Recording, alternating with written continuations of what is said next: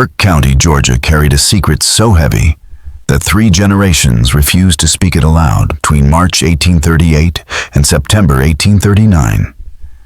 17 people died under circumstances no one dared explain, and not a single certificate named. The real cause: doctors burned their records. The county clerk erased whole pages from the books. When investigators from Savannah finally rode in, that October they found a community bound together by silence, shielding something darker than any crime.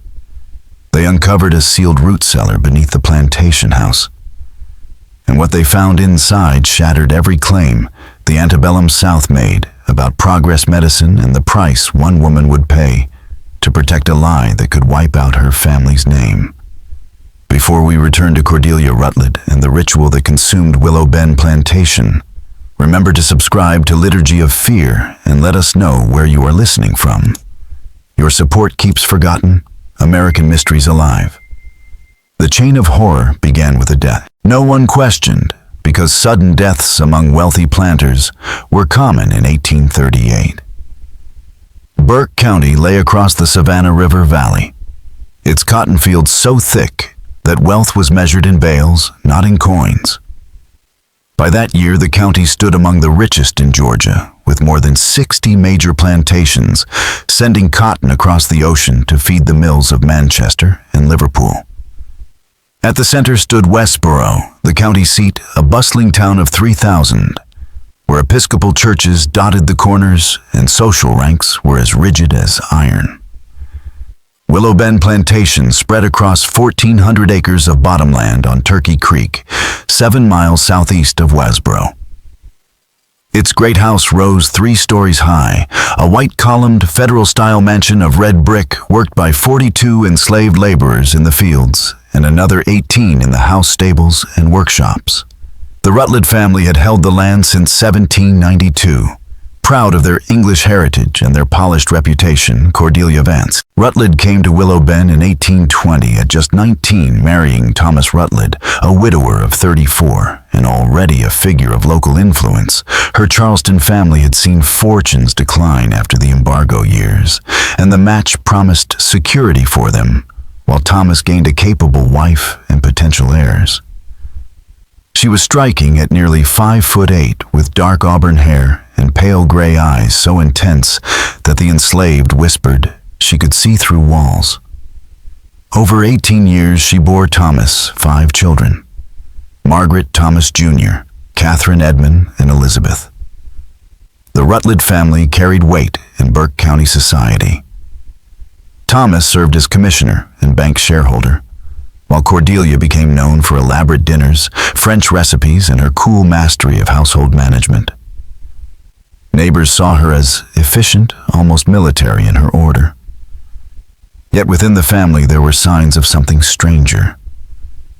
Cordelia filled journals late into the night by candlelight, studied medical texts from Philadelphia, Charleston, and walked the fields at dawn, asking unsettling questions about ancestry and constitution among the enslaved.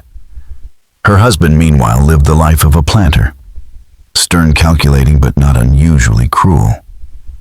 He drank whiskey, smoked cigars, debated politics, and sat in the Presbyterian pew each Sunday with his family lined neatly in order of age.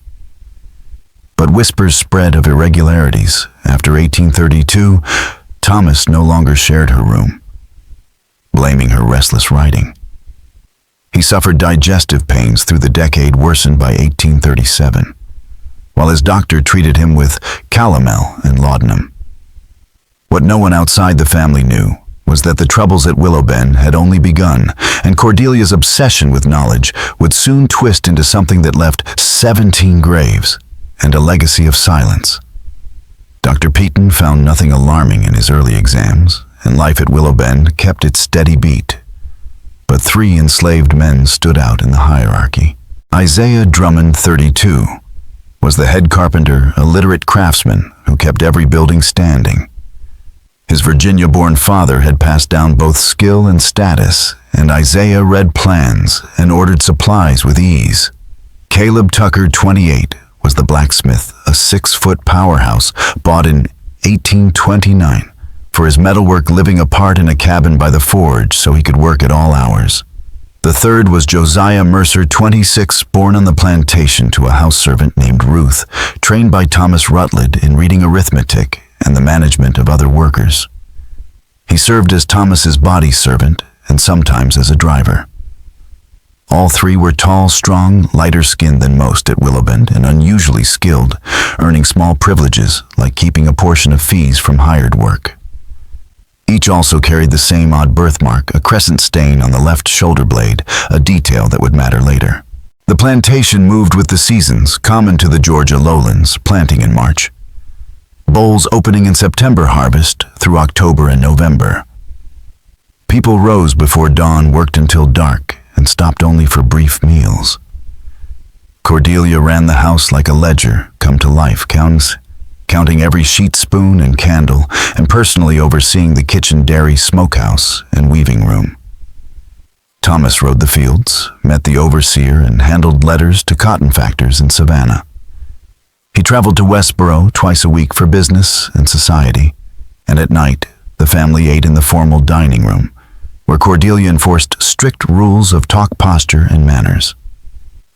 Under that polished routine, something unsettling grew.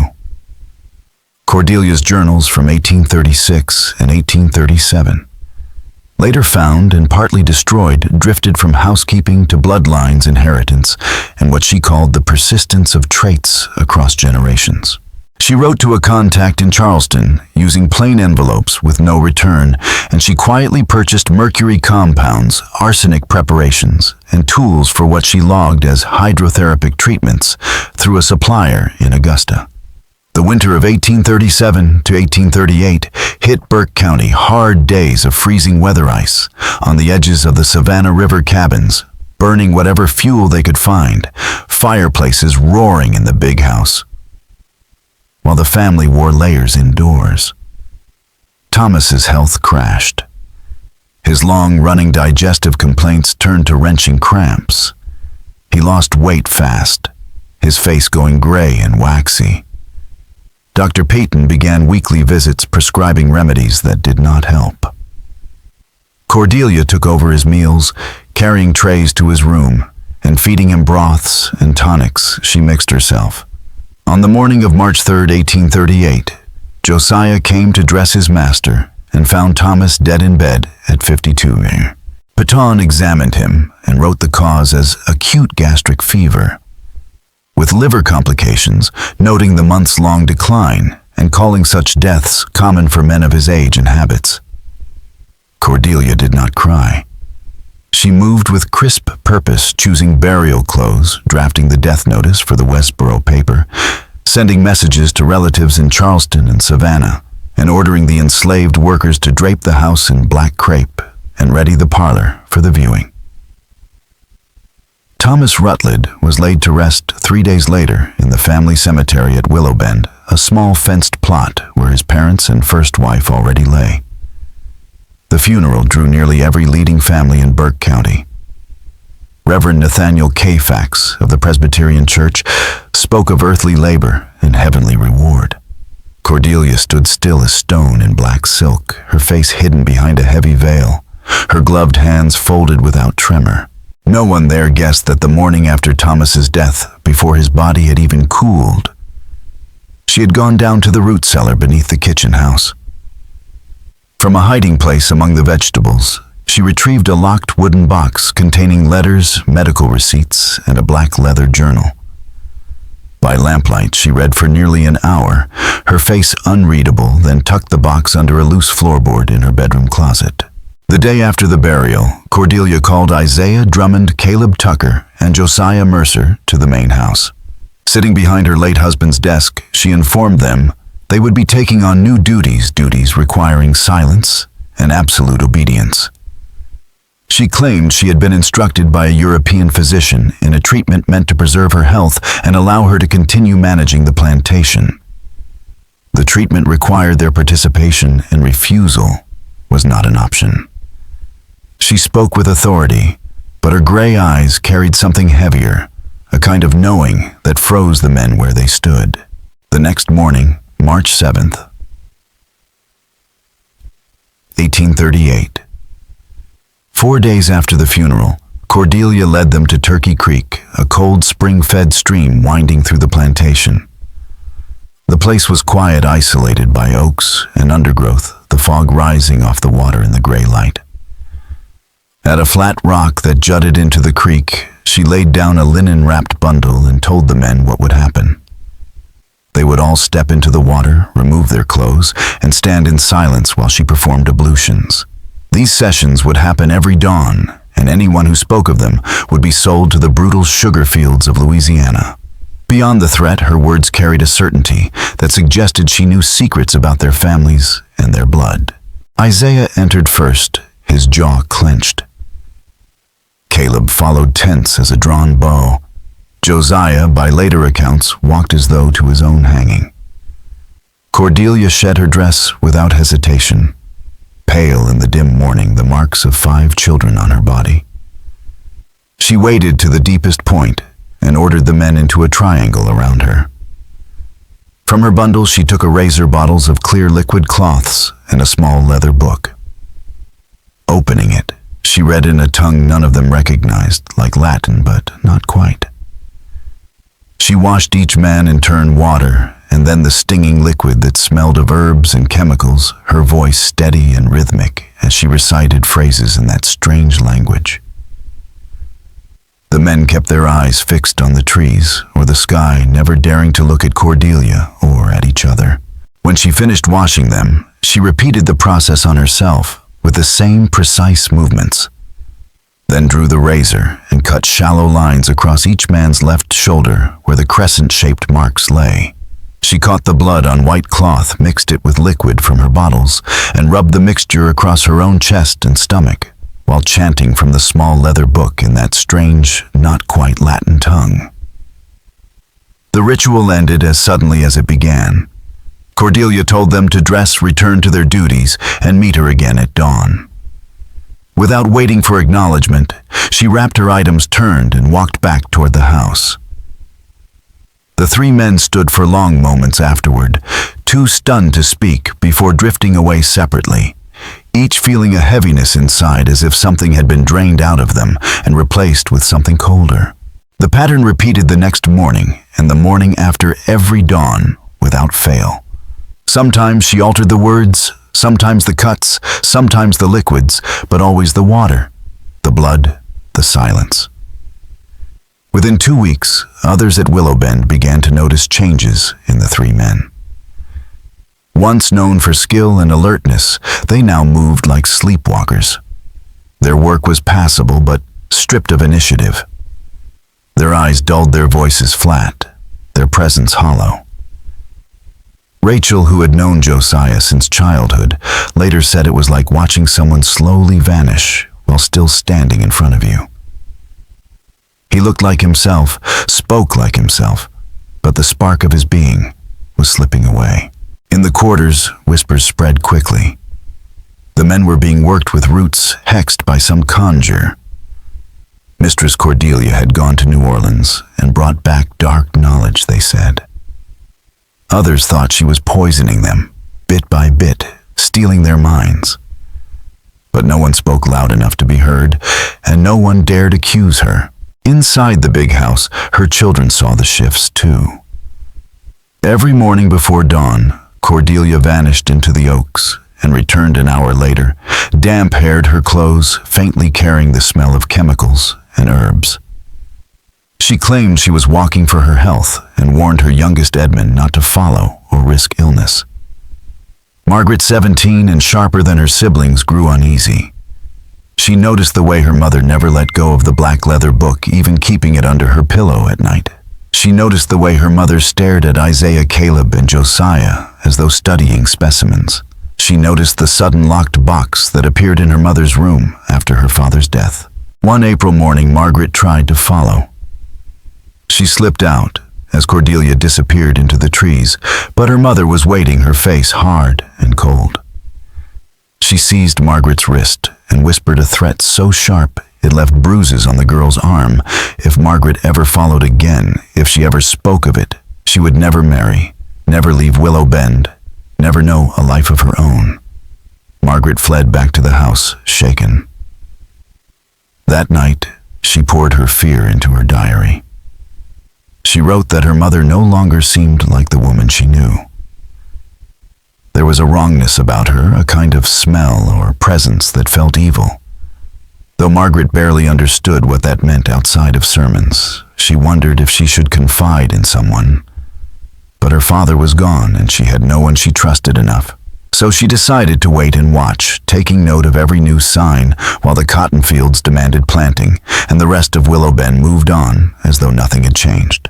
Cordelia kept Willowbend running with the efficiency expected of a widow managing a great estate. She met with the overseer, checked accounts, and carried herself with composure in public. To neighbors, she was the very picture of resilience. But behind the doors of her room, she wrote by candlelight in journals filled with unsettling detail. She tracked Isaiah, Caleb, and Josiah as though they were experiments recording weight loss, tremors, and the slow unraveling of their memories. She noted dosages, frequencies, and responses, weaving in excerpts from medical texts and letters, signed only by Dr. H. Dr. H. She also wrote about her own body, the vitality she felt returning to her bones, and she filled pages with cryptic, bitter passages about Thomas entries that seethed with lies, betrayals, and the need to cleanse corrupted bloodlines. The handwriting itself grew wilder, slashing across the paper with a violent energy. By May 1838, the changes in the three men could no longer be ignored. Isaiah, once able to build anything from memory, now struggled with the simplest repairs. Caleb's ironwork grew sloppy, his strength wasted by trembling hands. Josiah forgot tasks minutes after receiving them, his once sharp mind hollowed out. They still walked, still spoke, but something essential was gone. That spring, Dr. Silas Peaton came to Willowbend at Cordelia's request to treat young Elizabeth's persistent cough. A meticulous man of 63, Peaton had practiced medicine in Burke County for decades, relying on training from the 1790s and years of experience. While at the plantation, he happened to see Josiah staggering with firewood, his face gaunt and his hands shaking. Later, he crossed paths with Isaiah, who fumbled clumsily with a shutter, his eyes vacant. Troubled Peaton asked Cordelia if illness had swept the quarters. Cordelia replied that the three men had a recurring ague common in the lowlands, and that she had been treating them with quinine and calomel. The explanation was believable. Malaria was endemic, but something bothered him. He offered to examine the men further. Cordelia refused. The doctor carried his unease back to Westboro. Over brandy at a medical society gathering, he mentioned the cases to his colleague, Dr. Francis Calloway. They weighed the possibilities, spoiled food, tainted water, but dismissed them since no one else on the plantation was ill. Then Peaton mentioned Cordelia's claim about using calomel. He realized he had seen no trace of the telltale blue-gray staining of gums and tongue that came from regular use. That small inconsistency stuck with him like a burr. In early June, the quiet horror of Willowbend spilled into view. Isaiah collapsed while repairing the cotton gin, pitching forward unconscious and lying still for minutes. When he revived, he slurred his speech, one side of his face slack, and could not remember where he was. The overseer, Marcus Dequa, rushed to report the incident. Cordelia dismissed it as drunkenness, though Isaiah had never touched liquor, and ordered him confined to his cabin on bread and water. Days later, Caleb Tucker crumpled in the forge, muttering incoherently, while others dragged him away from the fire. Again, Cordelia responded with isolation and rationed food. Fear spread through the enslaved community. These were men of rare strength and skill, men who had never known illness. Now they wasted away before everyone's eyes, their minds clouded and their bodies weakening. Whispers turned to dread. Mistress Cordelia was working them with roots, binding them with dark power. and no one dared speak the truth aloud. The whispers in the quarters grew sharper with fear. People said Mistress Cordelia was killing the three men, slowly feeding them poison or working roots on them. Others recalled stories carried across ocean's tales from Africa and the Caribbean of people who could steal a man's soul, leaving only an empty shell behind. One evening in mid-June, an elder named Dinah, taken from the Congo long ago and respected for her knowledge of herbs, approached Josiah Mercer. She begged him to tell her what the mistress was doing to him and the others. Josiah only stared with hollow eyes and said nothing. When Dinah pressed a small bag of roots and stones into his hand, as protection, he let it fall to the ground and walked away as though he no longer recognized what it meant. Desperate, Dinah went to Marcus Delqua, the overseer, a dangerous step for an enslaved woman. She told him the mistress was draining life from the three men at the creek every morning. Marcus scoffed, calling it superstition, and threatened her with a whipping if she spread such rumors. But inside, Marcus was uneasy. At 35, a Louisiana native hardened by years of managing fields, he was not a man given to kindness, but he was shrewd. Plantations depended on routine, and Willow Bend's order was unraveling. He had seen the three men wither into shadows of themselves. He had seen Cordelia, by contrast, growing more vibrant by the week. She moved with an energy that made her seem younger, as though what drained from them was flowing into her. Marcus began rising early, watching from a distance. As Cordelia and the three men slipped into the oak grove toward Turkey Creek at dawn. He never dared get close, but he marked the consistency, the timing, the absolute regularity of the rituals. He started asking quiet questions, listening to servants' whispers. He learned of the strange letters from Charleston, always in plain envelopes. He heard of the medical supplies arriving through a connection in Augusta. He discovered that before her marriage, Cordelia had studied at a girls' academy in Philadelphia, for 2 years, unusual for a Southern woman of her station. The picture unsettled him. Something about her did not fit the pattern of the planter-class widow. By late June, Marcus considered going to the county authorities. But what evidence did he have that his mistress walked to a creek with 3 enslaved men? That those men had fallen ill? That superstitious workers believed in hexes? None of it mattered to the law. Enslaved men died of fevers, poisonings, and exhaustion all the time. Unless a white family was harmed or a plantation's output faltered, no sheriff would waste his time. What Marcus did not know was that Cordelia's strange practices had already drawn attention from far beyond Burke County. In Charleston, a man named Victor Kensington had been waiting for over a year for news from her. Kensington, 52, was a physician whose name had been stricken from every respectable ledger after being expelled from Pennsylvania in 1829. He had been accused of conducting unlicensed experiments on patients at the Philadelphia Hospital for the Insane. He was brilliant, dangerous, and obsessed with ideas that other men in his profession dared not even speak aloud, and Cordelia Rutledge was his most devoted pupil. Victor Kensington had fled to Charleston and rebuilt himself as a consultant to the rich, offering strange remedies grounded in ideas about vital force and animal magnetism from Europe. His so-called vital transfusion therapy mixed bloodletting hydrotherapy, chemical potions, and psychological theater, promising to move youth and health from one body to another. And while he billed lavishly and produced ornate testimonials, many of his patients either vanished or died soon after. Cordelia first heard him in 1836 at a private salon, and later met him in a room full of anatomical drawings and jars, where she confessed a suspicion she had nurtured for years, that Thomas had been sterile and had arranged through drugs and deceit for other men to father at least some of her children, men chosen from among the enslaved at Willow Bend, so the truth would never be acknowledged. She told Kensington about family resemblances, about crescent birthmarks she had noticed on some children and on Isaiah Caleb and Josiah, and about the humiliation she believed had been done to her. Whether her conclusions were fact or the product of a bitter, lonely mind cannot be known now.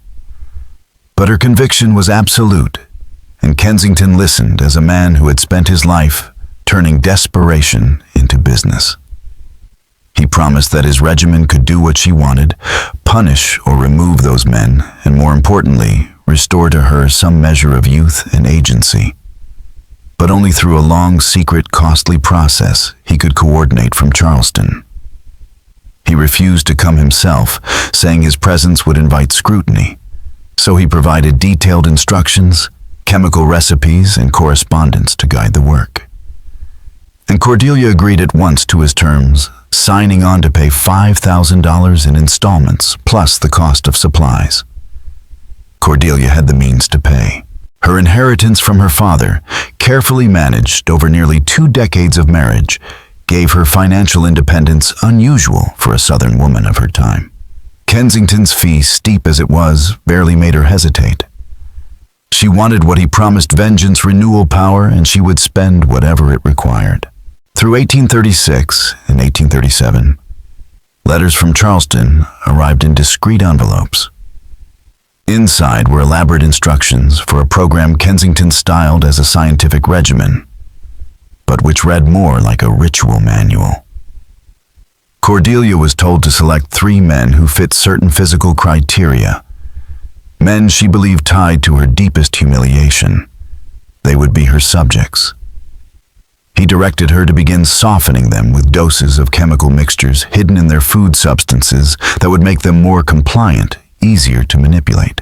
Once Thomas was gone, the full procedure could begin. Kensington's protocol demanded daily rituals, bathing in cold water at dawn, controlled bloodletting, the application of tinctures and compounds, and spoken formulas he provided. Some of the language came from European medicine, some from Mesmer's theories of animal magnetism, some from Hahnemann's homeopathy, and some from occult writings dressed up as science. It was part theater, part chemistry, and part cruelty. The bottles Kensington supplied contained mercury arsenic digitalis and plant alkaloids. In precise doses, these poisons slowly eroded the nervous system while creating the illusion that life was being siphoned away. Equally critical was the psychological structure. Kensington emphasized dominance, inevitability, and the slow erosion of resistance. Nakedness, cold water, incomprehensible words. All of it was designed to strip the subjects of identity and will. Cordelia was told to convince herself that the strength she felt was drawn from them, and the decay in their minds and bodies was proof of her renewal. What she didn't know was that Kensington had no real interest in her revenge. She was a case study, a perfect laboratory subject, intelligent enough to follow instructions, positioned to command obedience, and obsessed enough to pursue the protocol without hesitation. He compiled her reports meticulously, preparing to publish a work on vital transfusion therapy that would restore his reputation. To him, enslaved men were disposable test subjects, no different from the asylum patients he had once bled and drugged in Philadelphia. But Kensington was not working for Cordelia alone.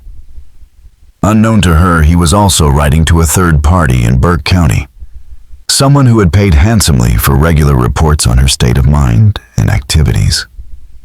Kensington's letters were serving 2 masters. And while Cordelia believed she was in control of a secret experiment to reclaim her stolen life, forces were already positioning to use her obsession to destroy her. Cordelia pressed harder on her rituals as July wore on, as if the stifling heat only fueled her resolve.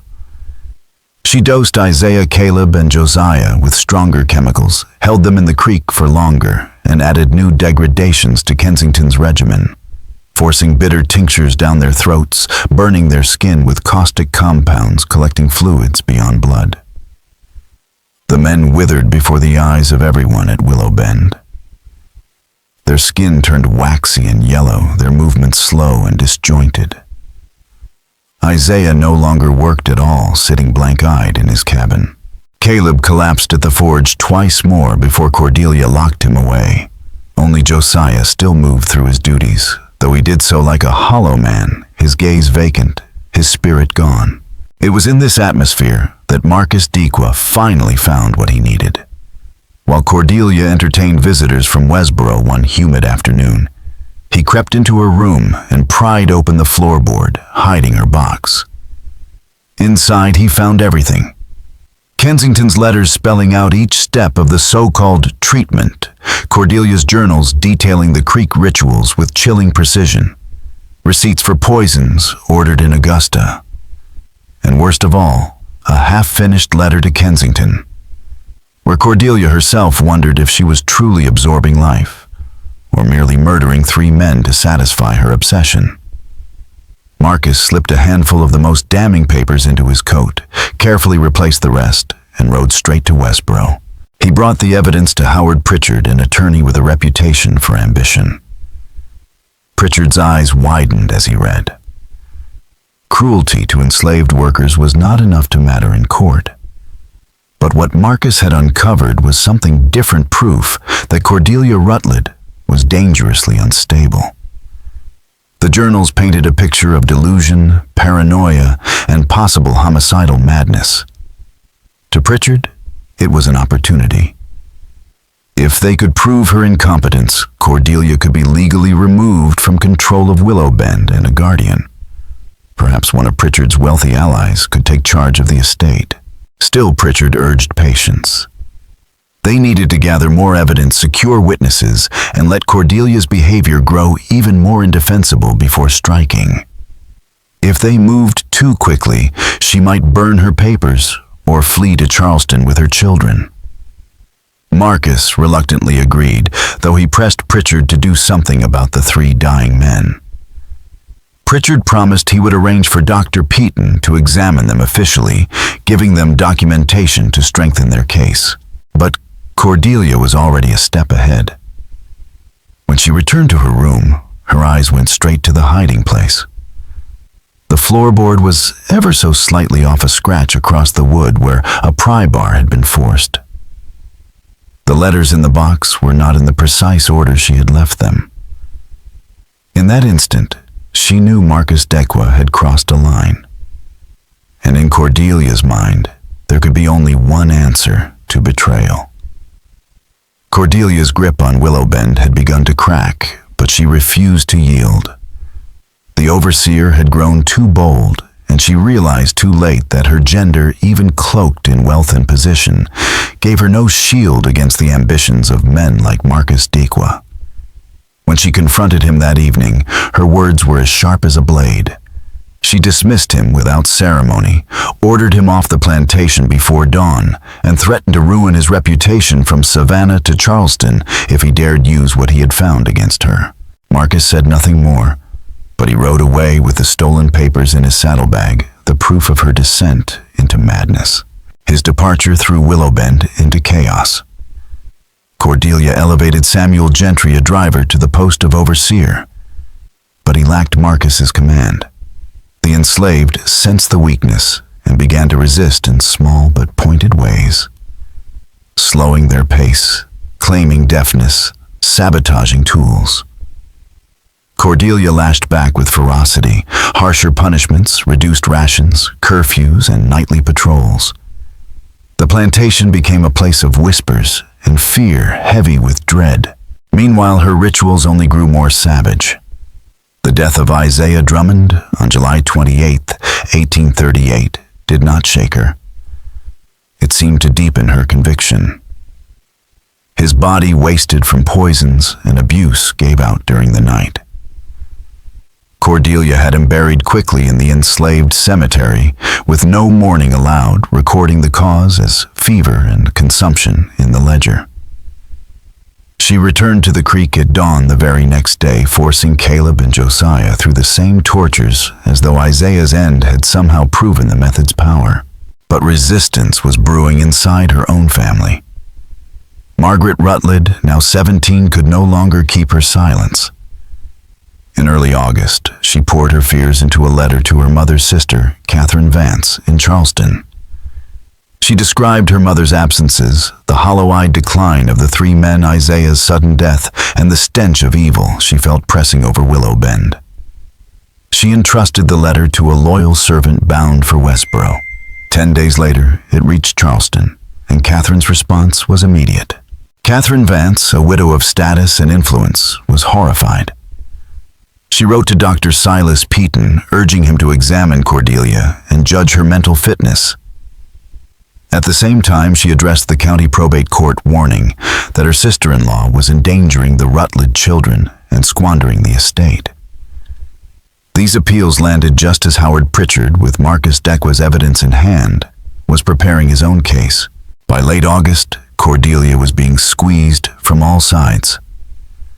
Attorneys plotted to declare her incompetent. Family members reached for custody of her children. Neighbors whispered of strange happenings at Willow Bend. And into this tightening web stepped Dr. Peaton. On August 20th, he arrived at the plantation ostensibly for a routine check. He examined the children, noting Edmund's anxious manner, then asked to see Caleb Tucker and Josiah Mercer. Cordelia bristled, insisting they suffered nothing more than the summer ague. But Peaton pressed, and his persistence would soon set in motion the final unraveling of Cordelia Rutledge's reign at Willow Bend. Cordelia yielded to Dr. Peaton's insistence and led him to the cabin where Caleb Tucker lay stretched across a filthy cot, little more than a shadow of the man he had once been. Peaton's trained eye caught it immediately. This was not fever. Caleb's body showed clear signs of emaciation, the gums and nails tinted with the telltale blue-gray of mercury exposure. His limbs trembled uncontrollably, his coordination nearly gone, and across his shoulders and chest, the doctor saw scars that looked like chemical burns. When he examined Josiah Mercer, he found the same pattern: poisoning nerve damage, deliberate injury masked as treatment. Peaton confronted Cordelia directly, asking what she had been giving them. Her mask of control slipped just enough for him to glimpse the truth. She spoke of the European physician's protocol of hydrotherapies, tinctures, and elaborate regimens designed not for the men's health, but for her own.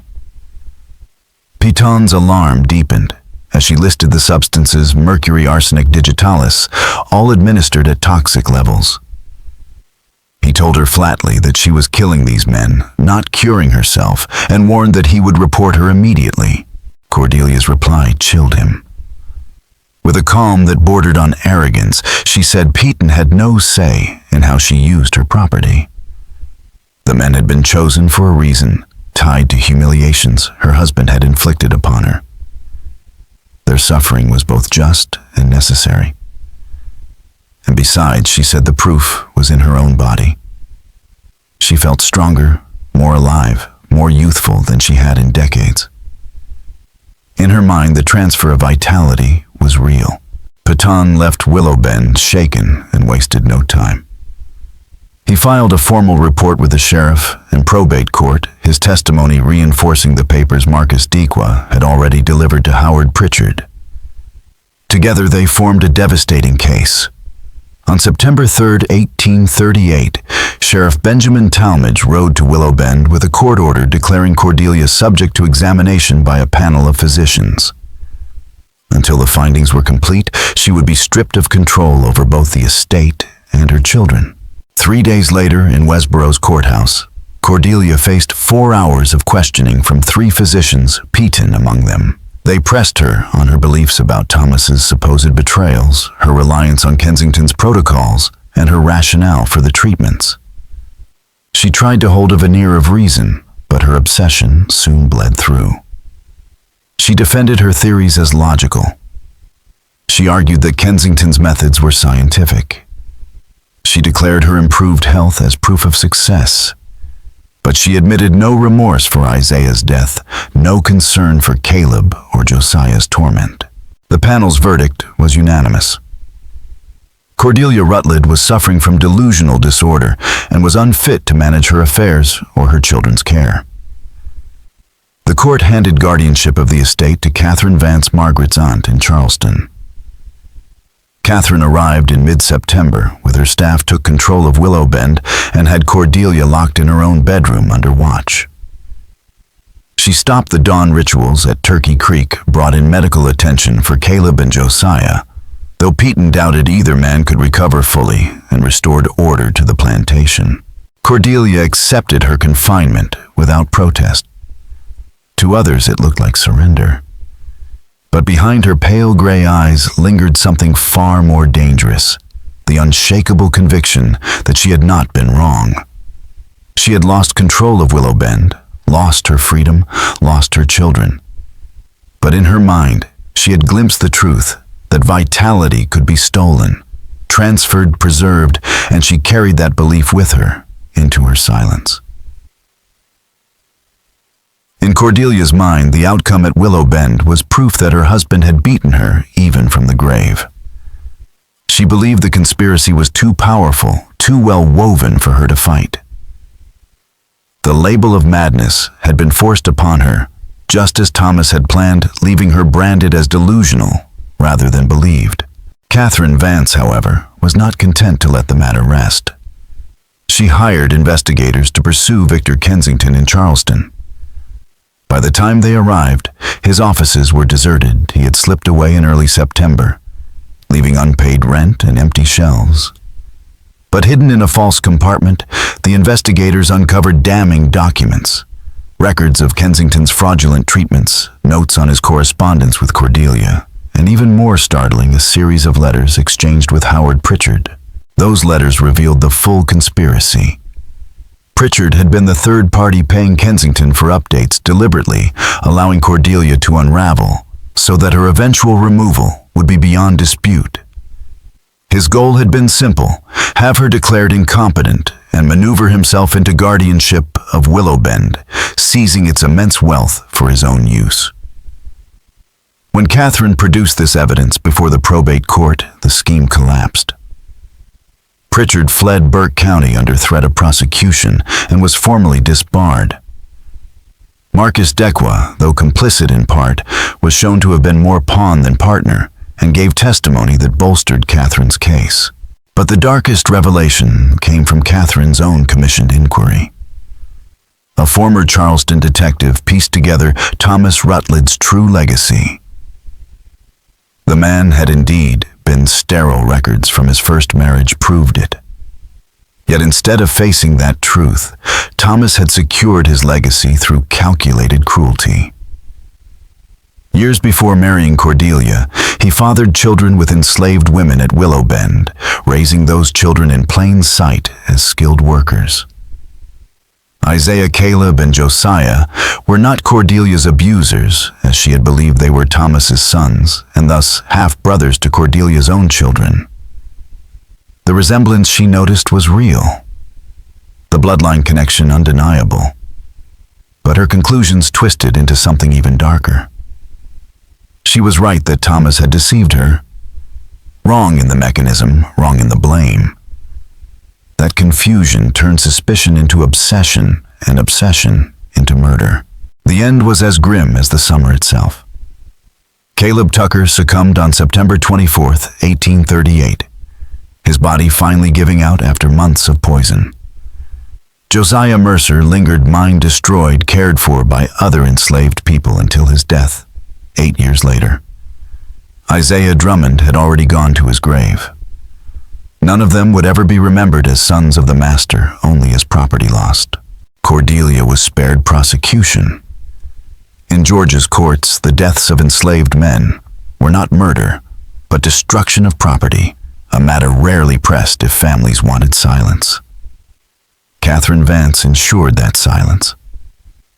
She moved quickly to protect the Rutledge children from scandal, arranging Cordelia's quiet commitment to the Georgia Lunatic Asylum in Milledgeville.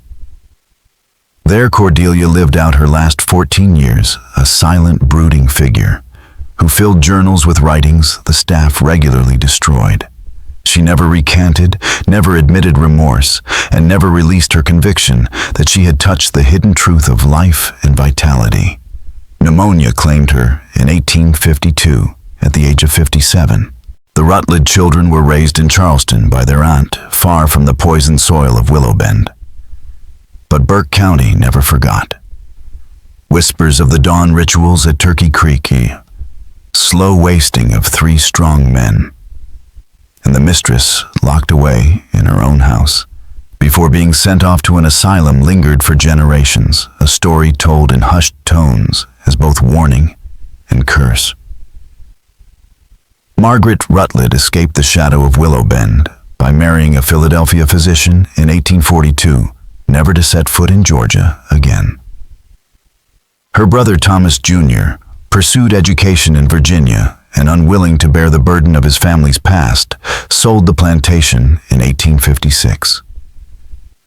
The younger children, Catherine Edmond and Elizabeth, grew up under Catherine Vance's protection, hearing only softened stories that erased their mother's worst crimes. The full truth of Cordelia Rutledge's descent into ritual and murder was carefully hidden, a secret that lingered in whispers, but never in print. Victor Kensington vanished into rumor. Some claimed he was practicing quack medicine in New Orleans under another name. Others swore he fled to Mexico or South America.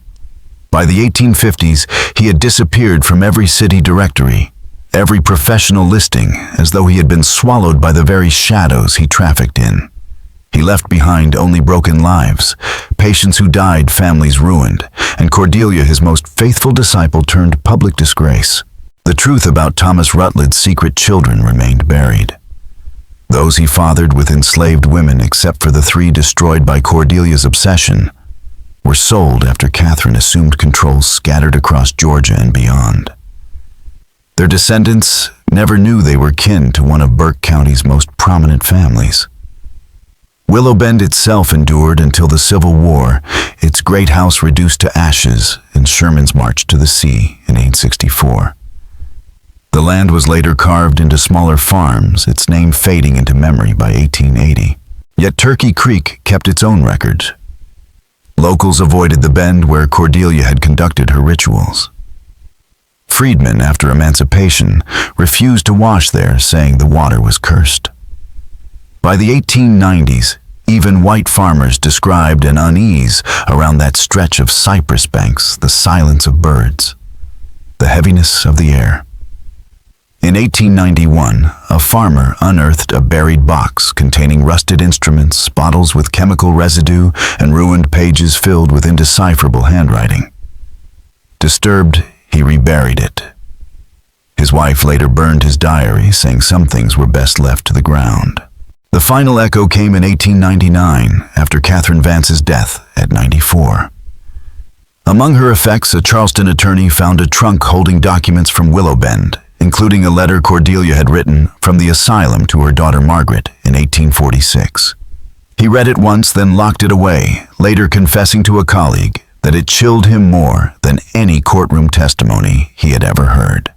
Cordelia wrote with clear-eyed knowledge of her own madness, acknowledging that she had killed innocent men, that Kensington had been a fraud, that her husband's secrets had warped her perceptions into paranoia. Yet the letter carried no repentance, only the terrible clarity of a woman who understood exactly how truth and delusion had entwined to make her both victim and monster. Even in the end, Cordelia never renounced what she had done. That was the most terrifying revelation of all. She was not simply mad in the way the court had declared. She was lucid enough to know her actions, to weigh them, and to claim them as her own. She accepted her delusion as truth and embraced it as destiny. Attorney Robert Denore, unsettled by the papers found in Catherine Vance's trunk, destroyed most of them in the fire.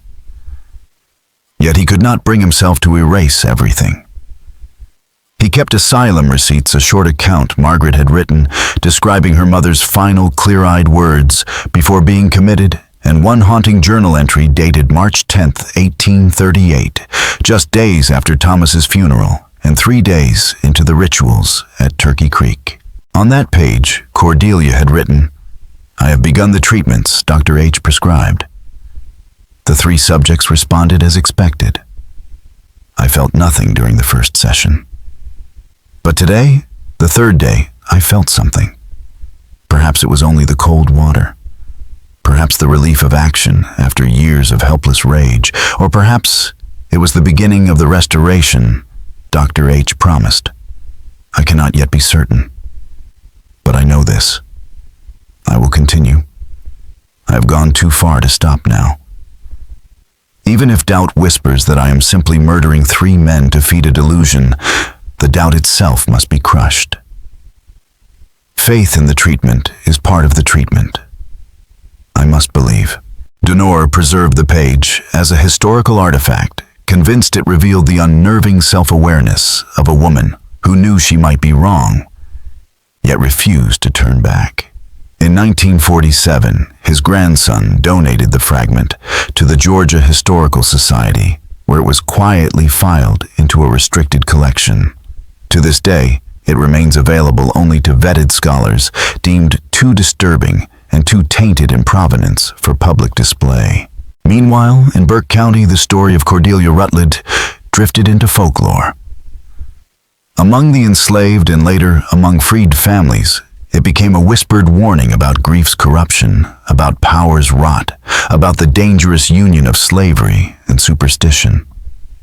Over time, memory bent into myth. By the 1920s, children heard only a ghost story about a haunted creek where birds did not sing and water never ran clean. Few believed it had ever been real. The last living link to the truth was Sarah Drummond, niece of Isaiah Drummond, who, as a girl in the 1830s, had witnessed both the dignity of her uncle and his slow destruction.